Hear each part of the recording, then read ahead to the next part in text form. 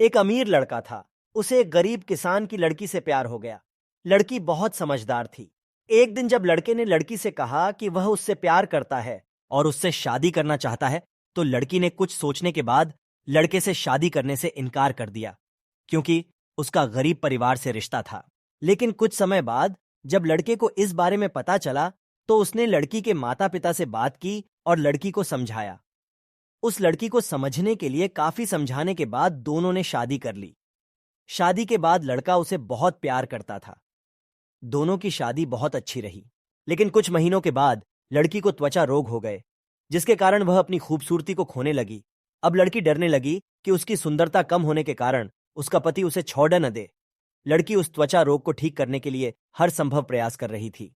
समय बीत रहा था और लड़की की सुंदरता धीरे धीरे लुढ़क रही थी। एक दिन लड़का एक शहर से दूसरे शहर गया।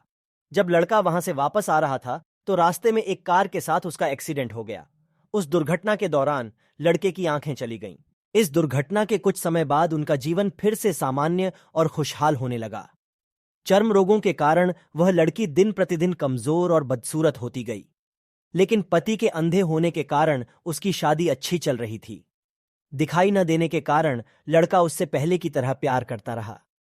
कुछ साल बाद बीमारी के कारण लड़की की मौत हो गई। पत्नी की मृत्यु के बाद लड़का घर में दुखी हो गया और वह शहर छोड़ने वाला था।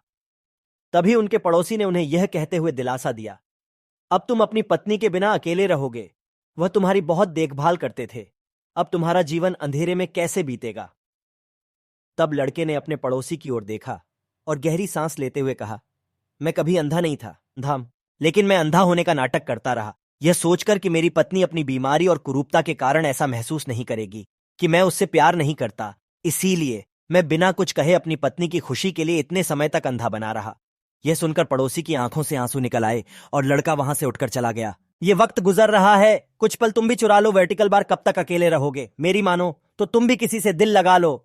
ये कहानी आपको कैसे लगा कमेंट बॉक्स में ज़रूर कमेंट कीजिएगा।